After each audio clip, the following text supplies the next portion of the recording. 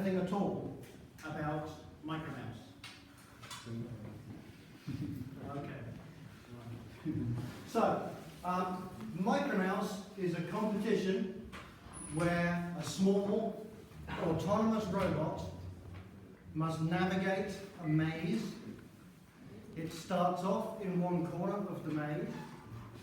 It must find the goal, which for my contest is in the center.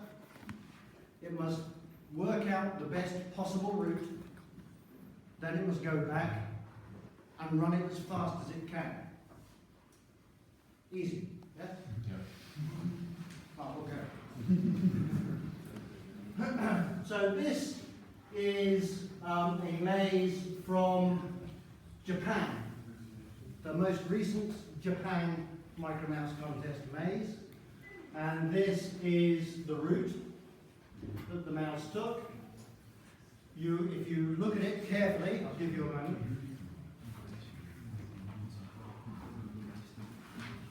You will see there are many different ways to get to the goal. And the goal is in the middle here. It's always those 4 squares in the middle.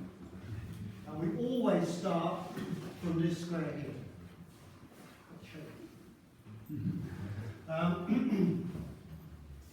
So you will see there are lots of different routes. And that may raise in your mind the question immediately of what is the best route. Is it the shortest route? Is it the fastest route? Is it the straightest route? That's the hard part. Along the bottom here, you will see later, this information is the route described as a series of simple commands. Forward, forward, forward, forward, forward, forward, forward, forward. Right, left, right, and so forth. Okay? We'll see this later on. So, just very quickly, we'll say something about where the contest started from. In 1977, there was a competition set up to solve the maze. Unfortunately, this was a long time, 40 years ago. Unfortunately, they did not think very carefully about it, and the winner managed to follow the outside edge of the maze until it found the middle. That is not going to work ever again. From 1978 onwards, no, not a chance. In 1980, there was a contest in London, which was effectively the first one with the modern rules. And that was won by a British mouse called Sterling Mouse. It was the first mouse ever to solve the contest under the current rules and to know that it had done so. Because, you know, a mouse could stumble across the middle. It could find itself in the middle. But you had to know you were there. Okay? Now this was an interesting robot because you've all seen many robots. This is what it looked like in 1980. So for scale, the walls are 50 millimeters high and they are 180 millimeters long. And Sterling Mouse could tell where the walls were because it had these brass wings which were angled, and as it got closer to a wall, the wing would tilt up, and the magnets would activate reed switches so that it knew how close it was to a wall, and indeed whether or not there was a wall. It was very clever. It was touching the... It touched it, they just sat on top of the walls all the time and rode around. To my mind, it was just asking to get caught, but it never did. It was very, very good, very reliable. It used 2-stepper motors down here and a whole bunch of hardwired electronics. The front wall was set by a bent wire, so as you move towards the wall, it would go up and activate a micro switch. It was brilliant, absolutely brilliant.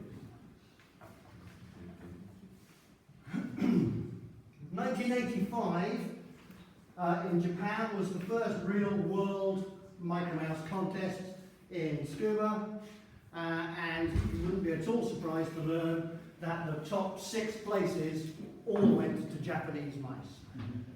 Okay? This was something they were very proud of, and something which carried on for a while.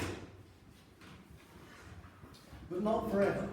In 1986, there was a contest in Japan, in America, the first of the IED contests, and that was the first time that David Otten of MIT entered with Micromouse 1. He did well in that. He won in 1987 in London. He took first and second place with his robots. David Otten is one of the more famous names in Micromouse history. He goes to all of the international contests, and he's been a great source of inspiration to many of us.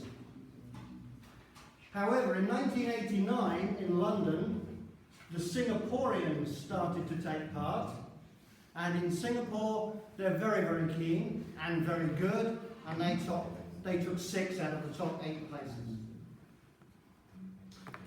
This didn't go down very well with the Japanese, I might add, but there you go.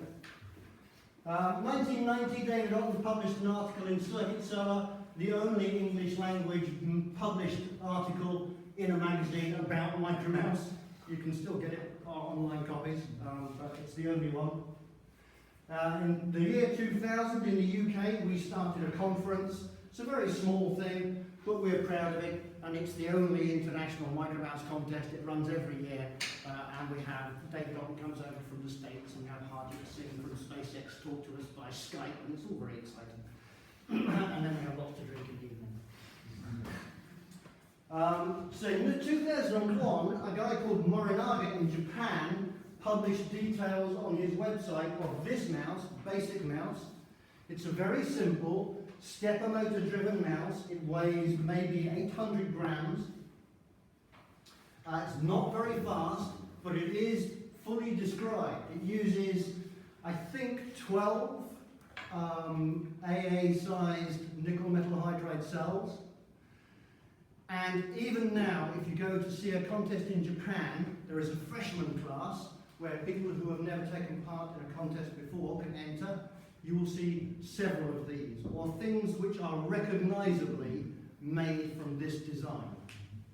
Okay? It's been very, very popular, and it's got an awful lot of people started because it just works. 2009 was my first contest in Japan, in Taiwan, sorry. I was invited there by Professor Su, and that got me started in international contests. In 2009, also in Japan, they started a half-size contest where everything is the same, but half the size. The mouse is suspiciously about the same size as your credit card, which turns out to be a good clue. I'm just fiddling around trying to find mine. It occurs to me that if you've not seen one,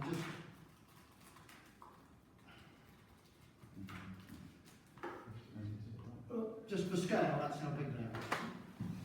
I won't pass it around because I did that once before. It got dropped and broken into small pieces. The day before a contest. It wasn't good. In 2010, a Japanese contestant called Kato won with the first mouse that used 4 driving wheels in that configuration. And he won so convincingly that pretty well everybody now builds a mouse with 4 wheels. Okay? Whether it's the best or not, nobody really knows. But he won. The next few people who did it, they won. So that's what people do. In 2014, the first mouse with a suction fan to hold it down onto the ground won. Now, it's not the first mouse to do that, not the first mouse to try it. There have been several, but this is the first one that won. Guess what kind of mice took the top 3 places in the last contest? Suction mice. Okay? They are so much faster that there is no reason to go back. Okay? Nobody building a new mouse now would think of doing so without a vacuum fan. And if you are able to come to the contest tomorrow, you will see one run. Very, very convincingly, I hope, then. What will happen in 2017? Who knows? Daniel will take a mouse and win in Japan. Who knows? You'll have to give up work then. So if we have a look at how fast they go, you can see how since the contest started, the blue is the best run time in seconds, and the red is the average speed in millimeters per second. And you'll see this, the fastest here wasn't the most recent. The fastest was this one. That was Benkat from Singapore in 2000, I don't know, count backwards. Whenever it was. It was a great achievement, less than 4 seconds, don't get me wrong, but it was a short course. Okay? It was only 50 odd squares long. The average is normally about 65 squares, something like that. So the times appeared to get worse for a bit, but they're not. These last two are Xinhan here, who is very, very fast. And he will probably, or some, well, maybe not him, but somebody will soon beat the 4-second mark again, I'm sure. So this is my mouse, the one that's on the table there. It's really the same basic chassis that I've been running for a few years, but I've changed all sorts of things on it. I've changed the sensors and I've changed the motors, and it's a bit like the old story about the broom, you know, you change the head 3 times and you change the handle 4 times, but it's still the same broom really. But the big change is really in the software. So if you have a look inside in terms of hardware, it uses, are you familiar with anybody with the ST series processors, STM32? No? Okay, it's a very nice processor. It is a perfect robot processor. If you're building a small robot and you're not using an STM32F4, you're probably doing it wrong. It's absolutely ideal, right? It has the exact right match of peripherals that you need. It's a 32-bit processor, 168 megs, lots of memory, lots of RAM, very, very nice peripherals. I would commend it to you greatly. The motors are ridiculously expensive, maybe 180 euros each. But they do have these nice quadrature encoders on them, which give you about 200 counts per millimeter. So they've got all of the resolution you can possibly need to go dashing around at high speed. We sense the walls with infrared reflective sensors just by bouncing light off and measuring the strength of the light that's returned. Okay, this, if you stop and think about this later, assuming you do, then you'll find that this is actually quite tricky to get right because the walls change in reflectance and so on. But that's how we do it. We use a gyro for all of the rotational control. And that gyro needs to have decent resolution up to maybe 1,000 degrees per second, something like that. Okay? So I saw there's a robot out on the lawn earlier. That will probably use gyros and things, I have no idea. But in terms of comparison of speed, we're talking much, much, much faster. And tiny little batteries, little 120 milliamp hour batteries. This is Dugal 4. Just wave your hand in the air. Right? That's his mouse. And it's very, very similar, but for the one crucial difference, it has this vacuum fan here, which will suck air out from underneath the mouse and hold it down with maybe 50 or 60% excess force. These things only weigh about 80 to 90 grams. Okay? If at any point, by the way, if you have any questions, stop me or ask me at the end, I don't mind. But don't have a question and not ask it. Do you know the amount of force that a diesel mouse with a suction fan does? We talk about it a bit, but I would anywhere between 50 and 100 grams downforce. They vary. How much you need, I don't really know. So what kind of performance? If you want to compete internationally, if you're looking at a top 3 or top 5 place in an international contest, then you will need to get somewhere around these kinds of figures. So straight line acceleration, well over 2g. Top speed, 5 meters per second. Turning speed of 2.2 meters per second. Doesn't sound like very much, but the centripetal acceleration, okay, the acceleration that's pushing it out, is over 4 Gs. It's a lot. And in fact, almost any mouse in the top 15 or 20 places in an international contest now will be sliding around that corner. Okay, so the whole thing is a controlled drift. They're no longer in proper contact with the ground. And you have to be honest, there is more than a small amount of guesswork involved in getting around accurately. And that's where the contest is. That's where it's won and lost. How well and how fast you can get around that corner. At those kinds of speeds, a 90-degree turn is over in 110 milliseconds. Okay, it's very quick. So, given that this mouse and my mouse have very similar hardware, how does he go so much faster than me? Well, even before he had a fan on it, the difference is really in the software. It's about how you control the piece. So they're much the same, but the software is different. And what I hope to show you today is some of the aspects of that software, so that if anybody's interested or if anybody wants to build similar kinds of devices, you know, you may have a bit of a running start. Because you may have an idea of how this goes, or you may not. So as we said earlier, it seems quite easy, right? You don't have very much to do. You have to solve the maze, you have to find the best route, and you have to go tearing around as fast as you possibly can without crashing. What could possibly go wrong?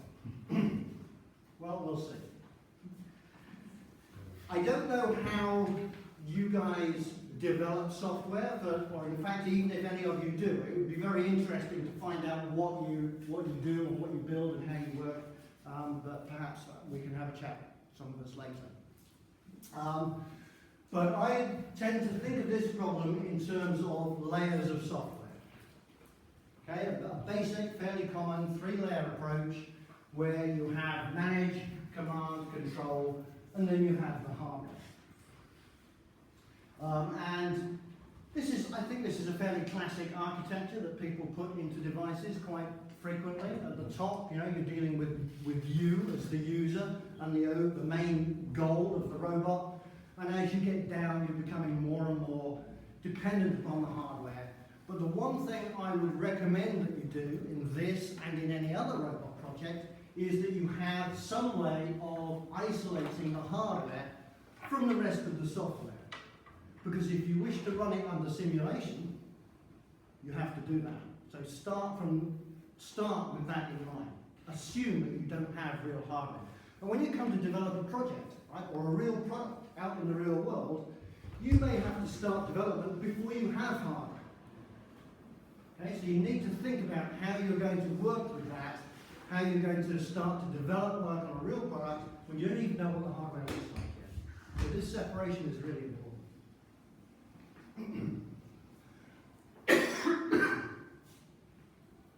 I may not last. My apologies if you can't read that. I looked at it this morning, I thought it was a bit small. Okay. But these are the parts that go in. So up here we have the management. This is where we look after the overall aims of the robot, solving the maze, running tests, doing a speed run. In there also we look after the mouse pose or posture, whichever you prefer to call it. We have data logging, we have telemetry, we have recording of parameters as we go around.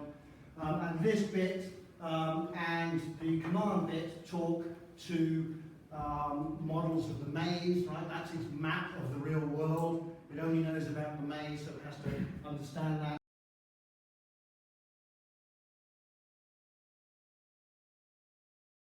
For each main task, we have a whole bunch of subtasks, and they may share other subtasks, and they go off in general to a command interpreter.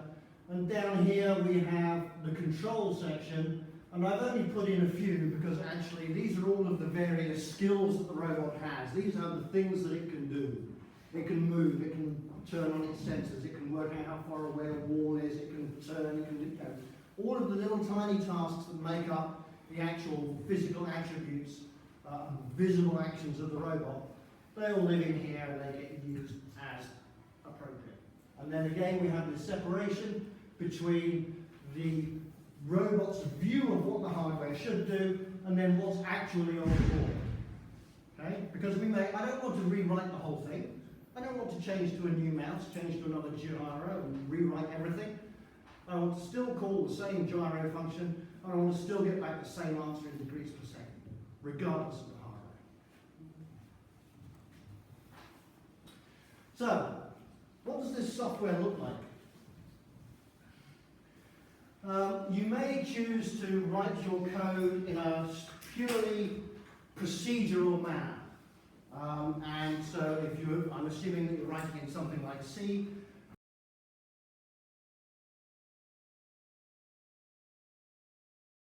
The job is to initialize the hardware. This is all fairly obvious, but we'll do it anyway. Once you've initialized the hardware, with the mouse there is a particular task that you need to do. And that is to decide whether or not it's a power up or not. Okay, so if your mouse crashes and you have to hit the reset button on it, and that happens quite a lot, you don't want to throw away everything that it's learned.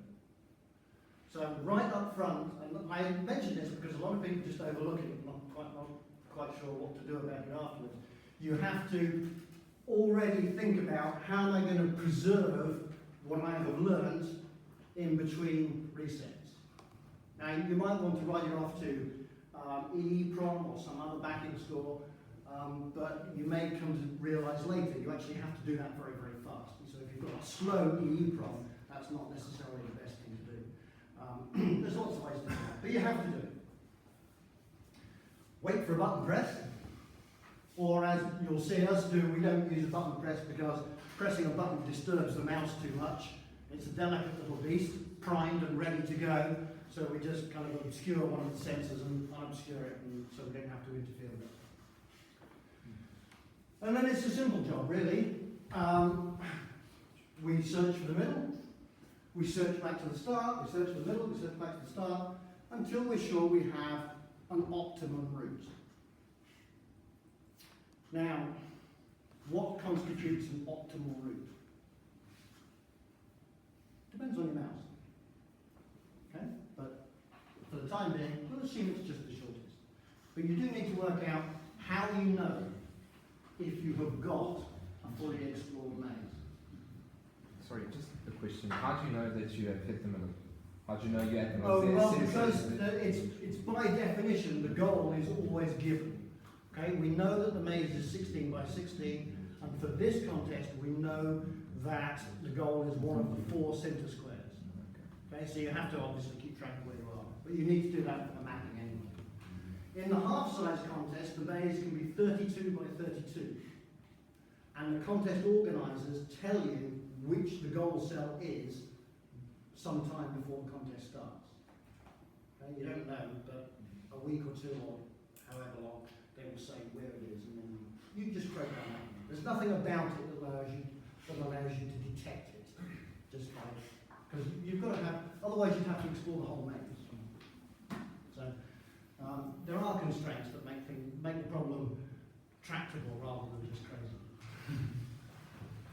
Once you've found the best route, return to the start, work out your optimum route, put it into your command processor, and then the natural inclination is to go tearing away and run it as fast as you can. Don't. I say that because if you were to watch Japanese contests, quite commonly for reasons that escape me in Japan, you'll see people explore the maze, come back to the beginning, they'll fiddle with the settings, they'll put it down, they'll hit go, and it just goes hell. They just put the hammer down and go for it and crash straight away. And then they'll go a little bit slower. And then they'll go a little bit slower until they don't crash. Right? How do you know how slow enough to go? Start off as fast as you can definitely safely run the maze. And then go faster.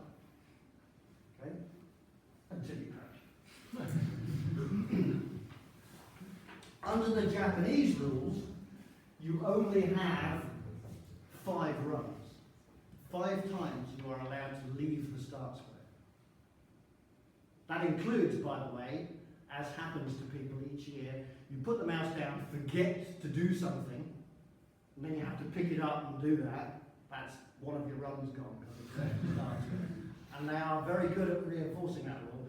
So if you were to find a video of it, I don't know if there is, there's one contestant last year who put his mouse down, forgot to do something, and you can see him frantically fiddling in, trying to put it right, and eventually he has to give up and take it out. You can see from the look of his face, he's distraught. That's one of his runs. Okay, so how do we go about searching the maze? Well, it's a simple loop. If we're not at the target, we just have a loop that runs until we found the target. This is what, well, the red doesn't come out very well. Yes. Does it? Yeah. Okay. So, this is what I do. All of this is what I do, right? It's not necessarily the best way. It's not necessarily the right way. I don't know that there is a right way. It may not be what they do. But it seems to work reasonably well. So the mouse starts off in whatever cell it's in. This need not be the start square, it could be any other square. You start it moving and you say to it, move forward 180 millimeters. Okay? Which is the sort of middle of the next square. If you did nothing else, it would move forward 180 millimeters and stop. Okay, so that's no good. So instead, as you approach the cell boundary, the sensors now can reliably see the walls, ahead and to the side, and so you check those walls, and you update your maze map, and then based on that information, you have to decide what you're going to do. So you update your map, and make a decision about what you're going to do next. And that's the complicated thing, okay? How you go about doing this. But I have to say that if it occurs to any of you to build a Micromouse, it's literally the last thing you should worry about. Solving the maze, once you've seen how to do it, is trivially easy. Making the right decision based on that information is trivially easy. The hard part is moving in a straight line and turning corners without crashing. Okay? So don't worry about the maze. Just, that'll come.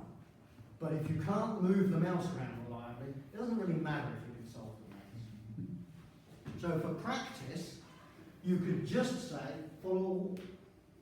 Okay? If there's a wall, if there's nothing to the wall to the left, turn left. Okay? Only when you've got that working should you worry about the maze. Yeah.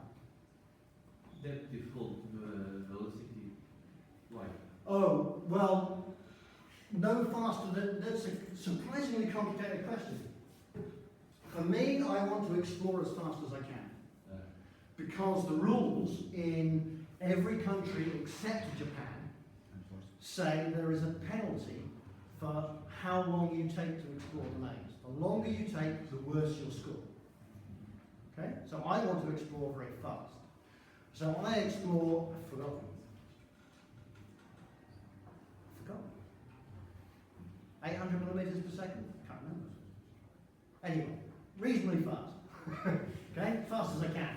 And what determines how fast I can travel? Well, it's this. Because at this point, I start to work on a solution, and my mouse is traveling at whatever that explore speed is. At some time, I have to decide if I'm going to move. Now, if the next move is to turn around, then I can allow the mouse to come to a halt, and I've got plenty of time to do that. If the decision is to turn, then I need to be ready to turn by the time the mouse gets here, which is, let's say, 40 millimeters of movement. So if I was doing 500 millimeters per second, okay, no, if I was doing 400 millimeters per second, I would work it out, right? I'd have so many milliseconds to work everything out. Brain's gone. Not even here today. So that's what limits the speed. Okay? Can you get down to turn speed, because turn speed is slower than straight line explore speed. Can you get down to turn speed in time to make the turn? If you can't, you're going to have to take some emergency action. You can't really throw rocks out the back or deploy the parachute, but it can be a problem. Okay, so these are the things which set how fast you can do this part of the job. Then when you've done the turn, you'll notice that on this diagram, the turn ends at exactly the point where I'm ready to sense the walls again. So I just repeat the cycle again and again and again. So how solving the maze? The simplest way to solve the maze is to do a thing called a flood fill. And what the flood fill does is puts a 0 at the target cell and then just puts numbers in all of the reachable adjacent cells until finally you get back to where you are now, and then from there you can just follow this, follow this around. You simply walk downhill until you get to the 0. Okay? That's the route you take. And as you go, you can build a list of commands.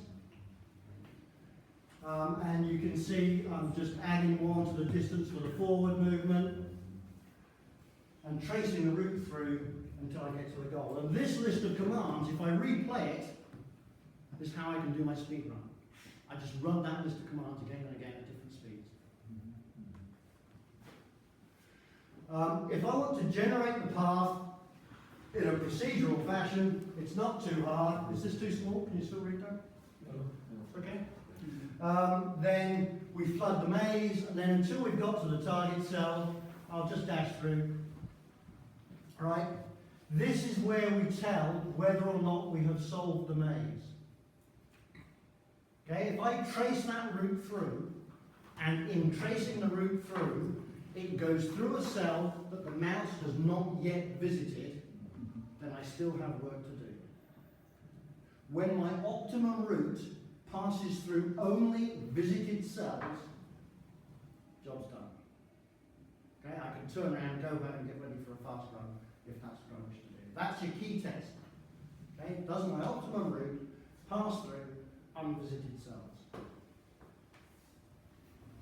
If at any point your optimum route tells you that you should be turning back, you've made a big mistake and you probably need to start again. It means that your mouse has mismapped the maze. It should never ever happen.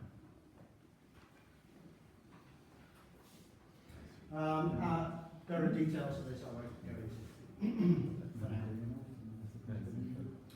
If you don't like just writing procedural code, and if your education and upbringing has led you to sophisticated things like state machines, you may choose to do it this way. So here's a simple route. There's the list of commands that we saw at the beginning, and here's a state machine which turns that list of commands into a set of instructions for the mouse, a command list. And you're building a command interpreter, and these are the commands. Okay? It's a very simple state machine. You're all familiar with state machines? And then, as you go through, you can work out what the route is. You should always finish with a stop, but that's nice and straightforward. Now, if you watch a mouse run in a contest, they do not do this. They do not go up along the straights. They want to be able to take a diagonal route and go along a diagonal path wherever they can. And you can imagine that this tends to complicate things a little bit. So the state machine for that is a little bit more complicated. Just a little.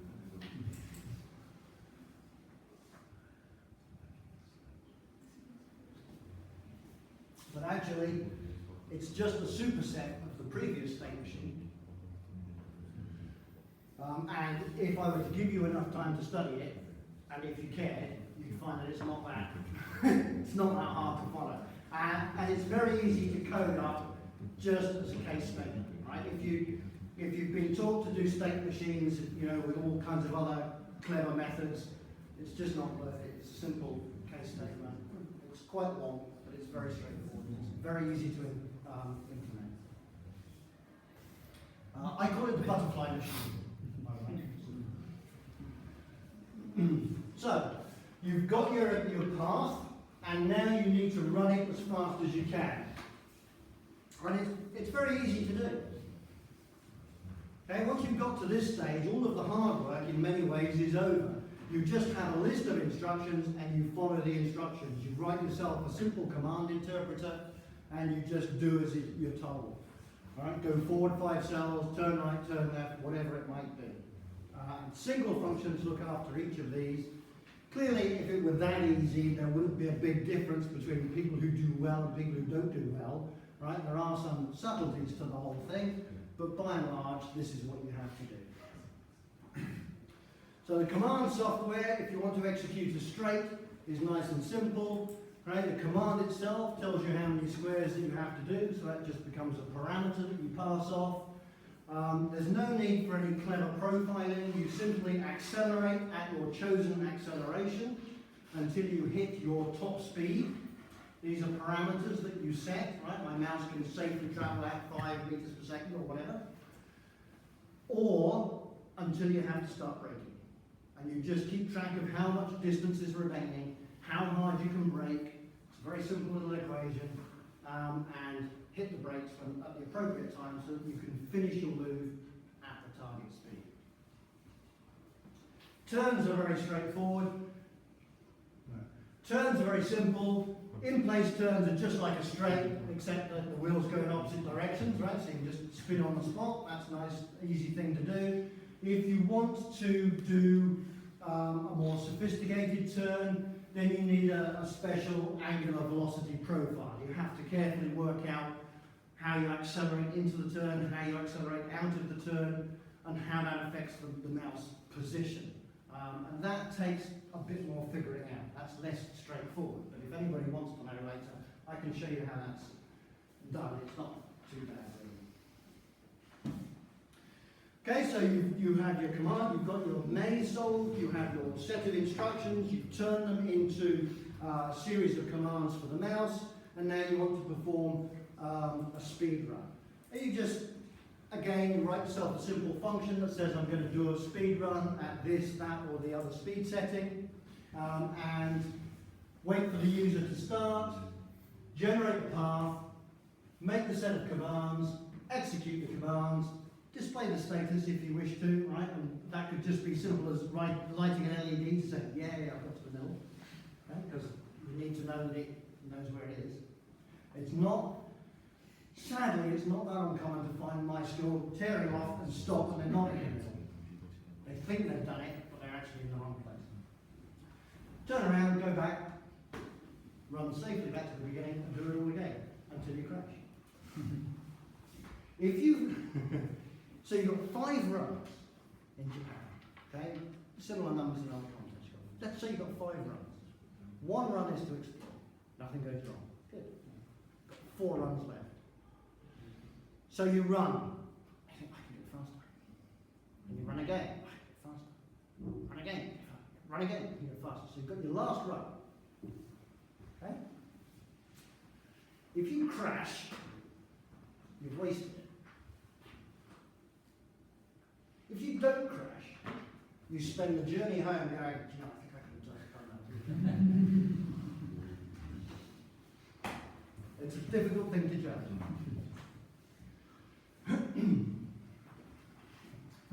So how do you put all of this together to make a mouse? What I would say is, I don't know, have any of you done any game programming? Or looked at any game programming? A simple game might have a loop that looks something like this, okay? Obviously greatly simplified, but at the heart of it, you're going to test the joysticks and the keyboards and all the rest of it. You're going to update the state of the game, and then you're going to refresh the display, paint all of the items, shove it out onto the display. Yeah? Well, there's a good case for saying That's how you should run your mouse. Except in this case, you're going to read the sensors, the gyro, the wall sensors, the odometry, the distance that you've travelled, all that kind of stuff. You're going to update the motion profiles, you know, the goals, the targets, the distance travelled, the accelerator, all of those things which make the mouse do what it does. And then you're going to write instructions out to the motors. Essentially set the motor speed. Now, I say this because it doesn't seem to occur to people to do it this way. But I would recommend it to you because if you run your entire mouse as a state machine, everything is running in state machines. That has a number of benefits. One is you can stop it at any point. Clearly, you know, when the mouse is running, you can't just stop the state machine, it'll just run ahead and crash. But in principle, right, in terms of the software processing, you can freeze that at any point. Or indeed, if it locks up and you have to attach it to the debugger, you can see what state the thing's in, you can see what's going on. Because it's a state machine, you could, in principle, record a series of states. So you could go back and replay that series of states and find out how you came to be in the mess that you're currently in. But more usefully, perhaps, if you want to run this under simulation, then that's much, much, much, much easier if it's all running as a state machine. Because you can use game techniques, you can say, I want to update the visual part of my simulation, I'd say 60 frames a second, so it all looks nice, but 50 frames a second. 50 frames a second, okay, and then in each of those 50 frames, I can run 20 1 millisecond system events because my system, like many, runs on a 1 kilohertz system clock. So I can just do 20 of these system ticks, update the position, display it on the screen. Okay, so I can simulate the whole thing relatively easily, as long as it's all done as a state machine. Also, if you're going to base your mouse on an Arduino or an Arduino-like system, you have this dreadful loop which runs, don't you? Okay, are you all familiar with Arduino? Yeah. Most. So you have your start and you have your loop. And this loop just relentlessly wants to run and run and run and run and run. Now, many people who can't cope with that simply enter the loop and do everything in the loop. But you'll soon find that that's quite difficult for a mouse. There's a lot that has to go on. You don't really want to freeze that loop because all of the loop-related time has disappeared. But if your mouse is a state machine, you can do exactly like you do with the simulation. Every time you run around the loop, you simply do exactly this. Read the sensors, update the state, output the motor commands. So your whole life gets much, much easier. So that's what I would suggest you do. Right, so, I don't know what persuaded you to come here this afternoon, but are any of you actually interested in building a Micromouse or a similar kind of contest robot? Or are you just here to see maybe how it gets done? Okay, a smallish number. Okay? If you want to make any kind of similar robot, all right, so I don't mean clearly industrial automation. I don't mean, no, I just don't mean industrial automation. So if you look, I don't know, if you look at, say, a large warehouse these days, quite likely to have pick-and-place robots running around all over the place, picking up stuff, taking them off to the packers, okay? You might have, you've got the whole self-driving car thing, okay? They're all differences of scale. But if you're interested in running in a contest, so, and there are lots of contests, there are line following contests and wall following contests and simple sprint races and sumo and all kinds of things, then there's several ways that you can go about it. And if you just were to consider that, this is for all of your projects. First, set realistic goals. And if you are still a student, if you're still an undergraduate, or even if you're a postgraduate student, do not let your supervisor set unrealistic goals for you. Okay? Don't let them tell you to do stuff you can't do. You have to learn how to do things. You have to take it steady. You have to have a roadmap. Watch everything and everybody carefully. If you're interested in contest robots, go to contests and watch contests. You must ask questions. Do not leave unanswered questions in your head where they fester and die. Okay? You must ask them, find people. They will talk to you. They will tell you. Quite often they want to show off how good they are. Right? So let them do that. Or they just want to help because they want other people to do well as well. But they will answer your questions. Anybody who doesn't, you don't need them. Do make sure you document everything. Don't be the person who the next week goes, Jeanette, can't remember, should that have been a 6? Why was it a 5?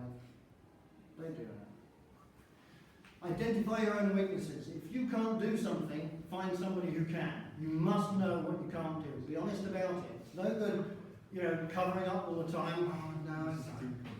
Oh, no, I'll pretend I can do it. It'll be all right. I'll do it later. It won't. Make a mouse or make a robot. Don't just look at the whole problem and go, oh, I want to try this. Just get on and do it. Make one. Try it. Start simple. And if it's a contest that you're entering, enter contests, compete. Competition is great. I don't care if you're not a competitive person. I'm not a competitive person. Well, I wasn't. Until things started to go well. And then I'm thinking, well, do you know what? I think I can maybe beat them as well. Perhaps I can beat them. It'll grow. Maybe it won't. I don't know. It definitely will.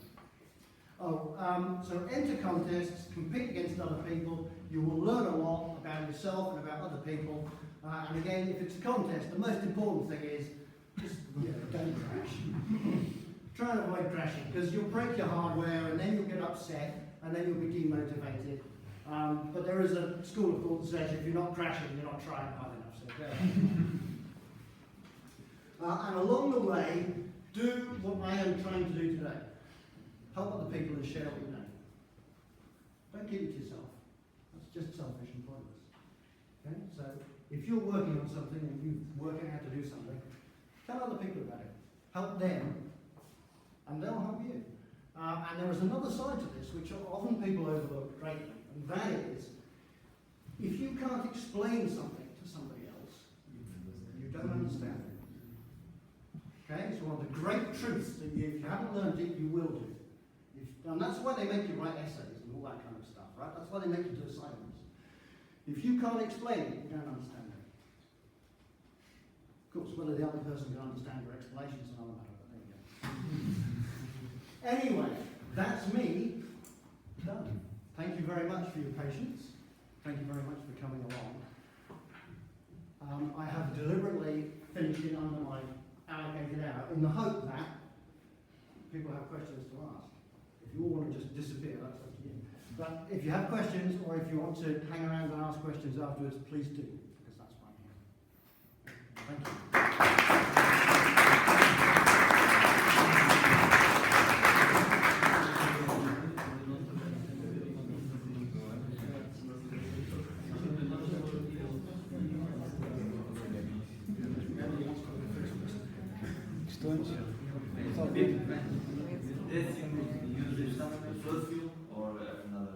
Okay, when you fill the maze,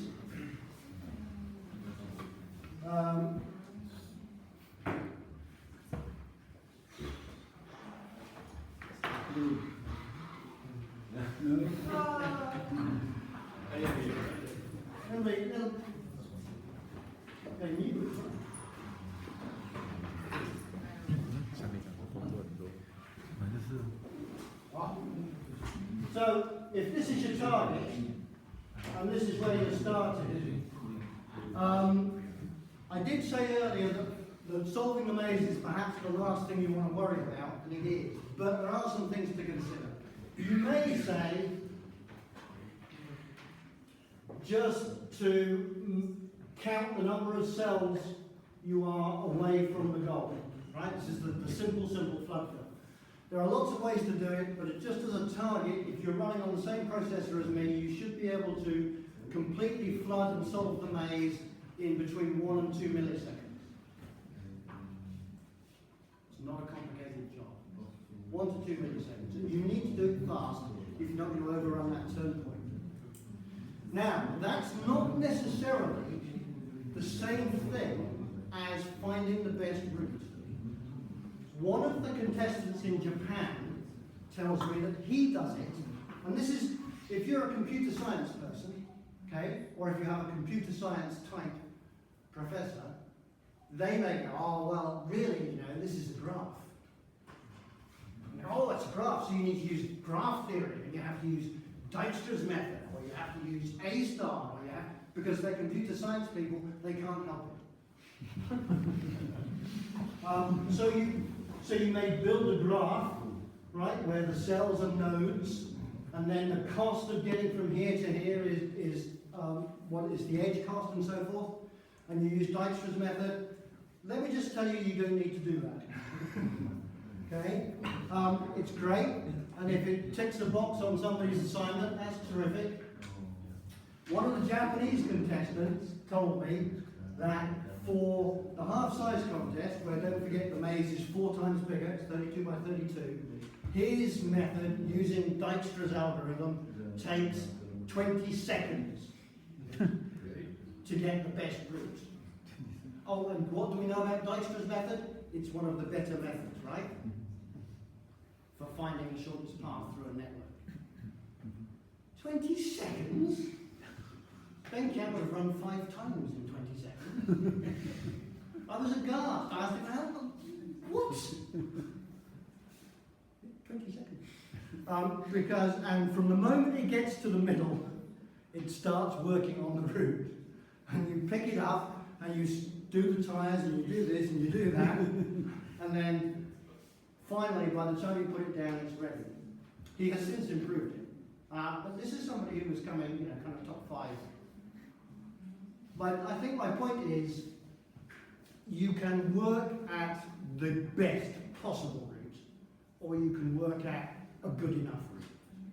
And I would suggest to you that if you're doing anything like this, your first job is good enough.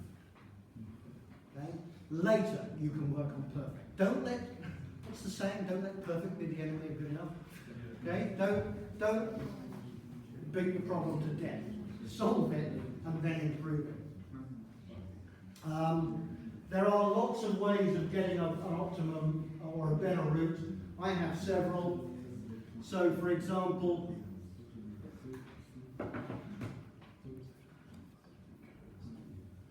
if we have a look at a particular maze, this one's from Japan, 2007.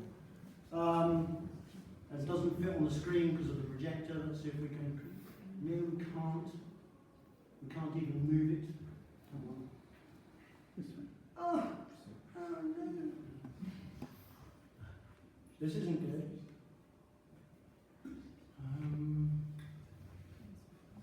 I can't show you. Because I think you can click on the green button on the top left. yeah, well, no, it doesn't. I wrote it. It doesn't do clever things like resize. There's some controls hidden underneath here, and the projector hasn't got enough resolution to let me see them on the screen. Even if I minimize the taskbar and everything, how do I minimize the taskbar? Yeah. Well, I have several different ways of flooding the maze, and they give different results. But I can't. Let me see if I can just. Yeah. That's it. Right. There's an invisible control underneath. Okay. And the invisible control is changing the cost of a corner. So you start at 0, and you see it goes 2. What does it say? 2, 6, 9, right? And if I change the cost, if it'll let me. This is horrible. Oh yeah, so I can change the cost of going around a corner. And when I change the cost of going around the corner, the numbers change, and then the route changes. Yeah? So there's lots of ways to do this, but they all amount to much the same thing in the end. It's a question of how you assign the cost of going through each cell, and that determines what kind of route you take. No escape, it's just like the route. Anybody got anything else that they'd like to know? So, if I understand, you get it's not the map, but you get the configuration of the maze before you compete, right? So you can run the software. No. You don't. All you know when you start, I should have made that clear. All you know when you start is that you start and here, and you've got to get to one of these. You know how big the squares are. But you don't know where the walls are. You don't know where any of the walls are. No, not at all. As far as the mouse is concerned, it's just a big empty space. For tomorrow, the only people who knows Sorry? for tomorrow, the only people who knows the maze Yeah. is We don't even know where the entrance is. Yeah. It could be any of these 8 squares. Or indeed, we don't know if there's only one entrance. Yeah, could be more than one. There could be 8. Yeah, the rules could permit there to be 8 ways in. So when you run your mouse for the first time, it can go back and forth until it finds. Worst case it will, but what you should see, remember what I said about don't crash, what you should see is that they're reasonably intelligent, because every time they move on a square, they're resolving the maze and they will try to take the best route. So for example, in this maze, you can see that because my solver would try to find a diagonal path if one exists, in this maze, my mouse will always, when it's exploring, turn into this gap here. Because when it gets there, it says, the best way to get to the middle is a diagonal line right up here. And so it's going to try and turn in. Other mice have different solvers, and they may go straight on at this point, because if they can only think in terms of an orthogonal route, a Manhattan route, then for them, straight on is as far as turning right, and you don't want to turn if you don't have to because it's slow. Right? So a simpler mouse, sometimes a better mouse, but a simpler mouse will go straight on.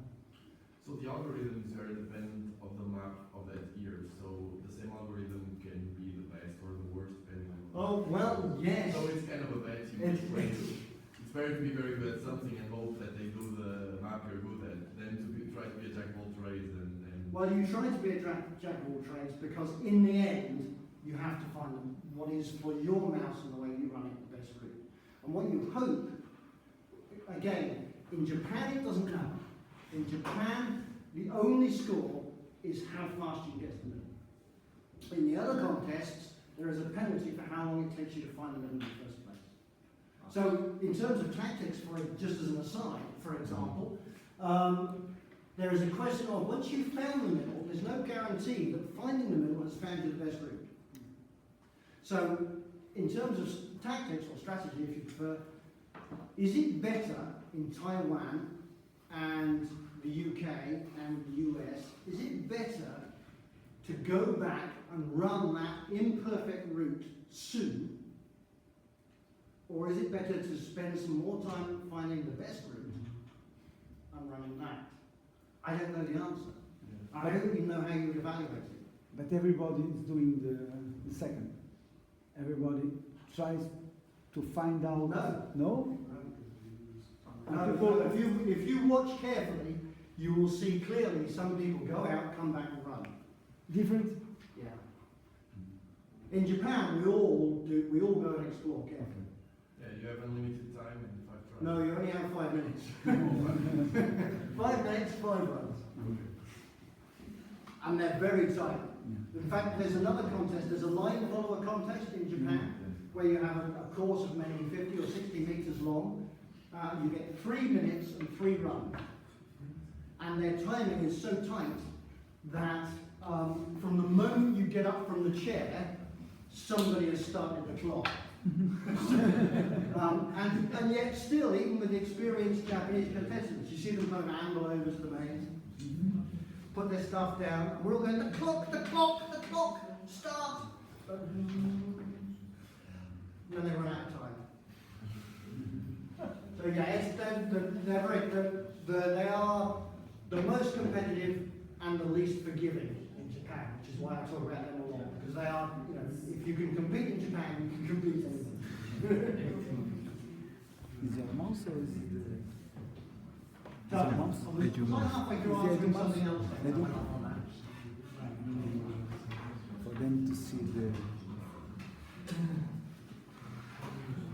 To move in the diagonals, you need the 6 sensors or No, you need the 4 no, sensors? you only need 4. When you're moving along the diagonals, the mouse has sensors which look ahead and sensors which look out diagonally at some angle or another. These you don't really need.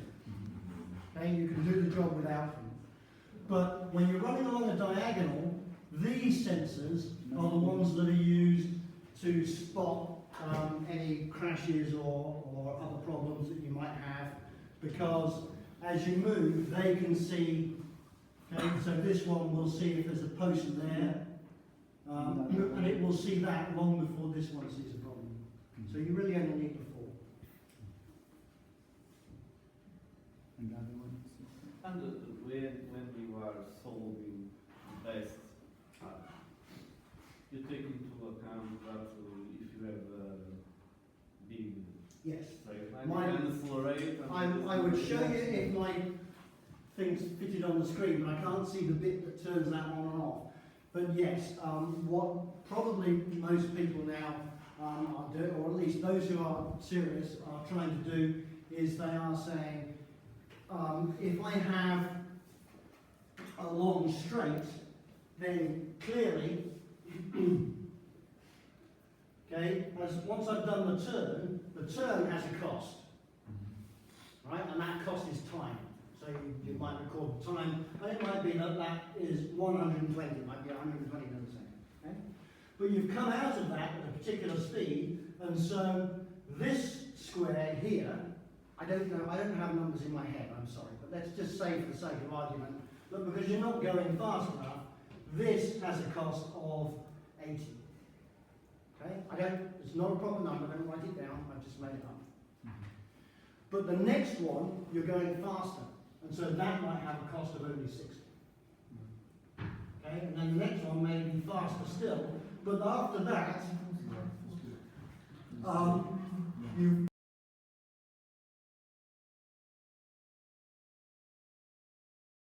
the cost of going down here, the marginal cost of going another square gets less than this.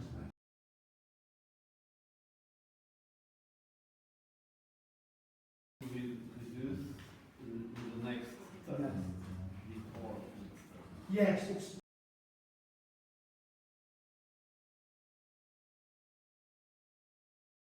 but I'm not sure that they get a benefit. However, bear in mind that at the top level, I don't have data for this, but I could find some if anybody wants.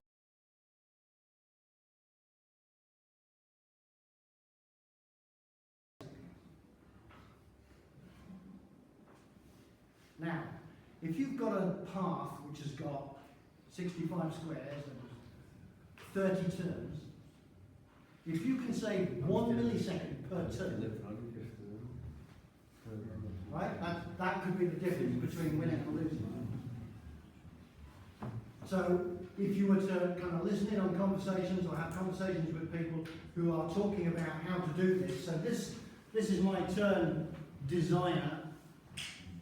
Okay, so here's a 180-degree turn, and it says it takes 283 milliseconds at this speed. Okay, now that's if I turn there. Well, I don't have to turn there, look, because if I do, the mouse is actually in danger of hitting the far wall. So I can turn earlier. How much earlier can I turn? I'm not hitting that wall. Oops, wrong way. Safe? Say when? There.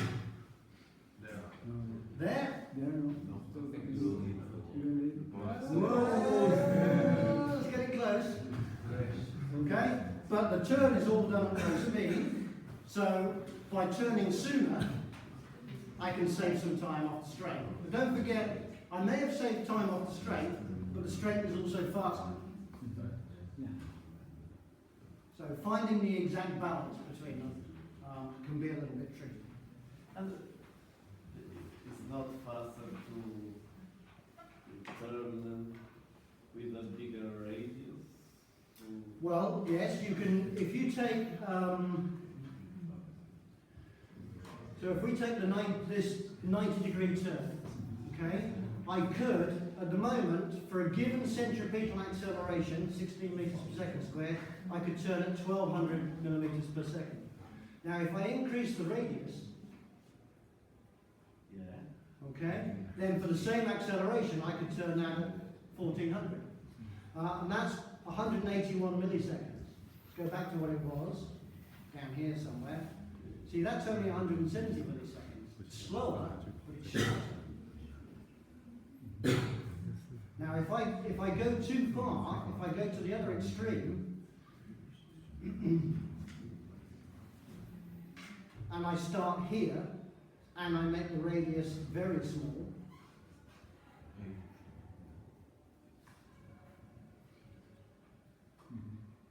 okay, then it's only 133 milliseconds, Yeah.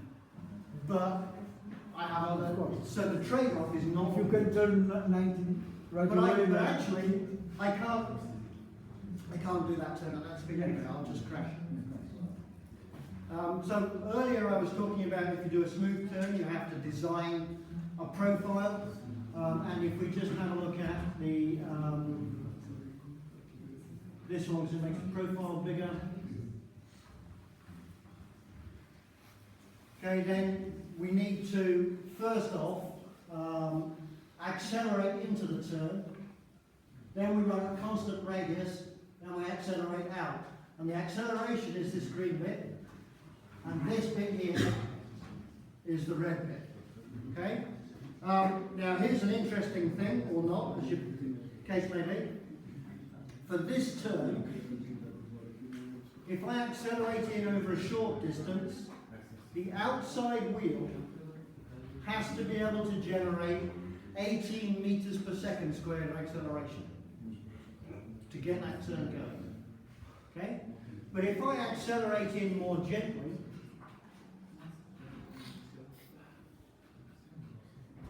then I only have to accelerate the outside wheel at maybe 13 meters per second squared.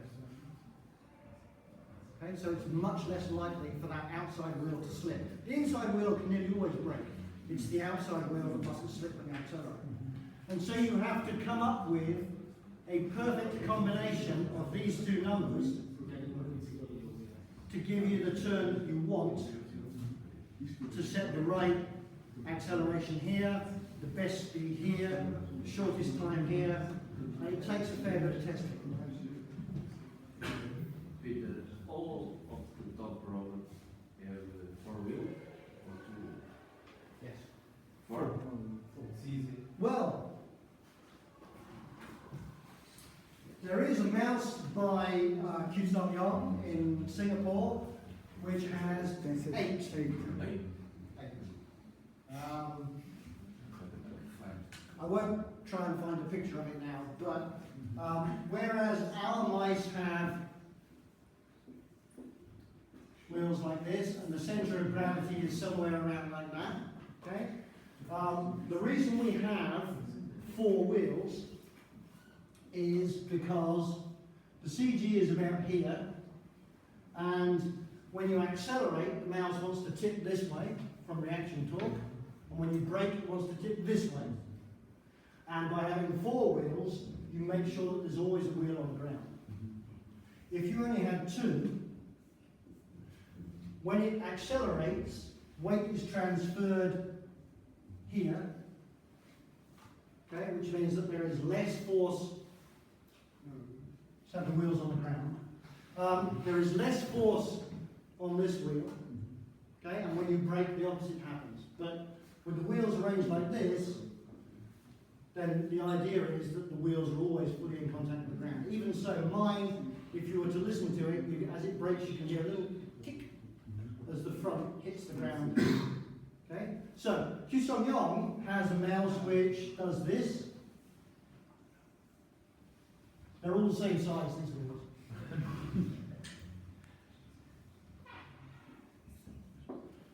So, this is not very well drawn, sorry, but these two wheels both touch the ground, and in constant forward motion, these two are off the ground by maybe 0.5 millimetre. When he brakes, they're all driven, by the way. There's an idler gear between them, so all of the four wheels are driven at the same speed. When he brakes, it can tip forward, if it has to, onto these two. Okay, and when it accelerates, it can tip back onto the back pair. And that guarantees that there is no loss of traction. And it allows him to accelerate. But you have the extra weight of the motors. You not only have the extra weight, well, the number of motors can be the same, but in plan form, the mouse has, okay, it's not much longer because the base is quite small, But sharp turns are harder. but you've got a much larger moment of inertia. So in principle, you need more power to get around the corner. Okay, so that's a disadvantage. But it turns out that it's nothing you can't solve by having more powerful motors. The motors that he puts on here are very powerful. They're model helicopter, 8mm, 8x20 millimeter helicopter motors. They take ridiculous amounts of power. So he's not short of power. None of us really, I think, these days are short of power on the motors.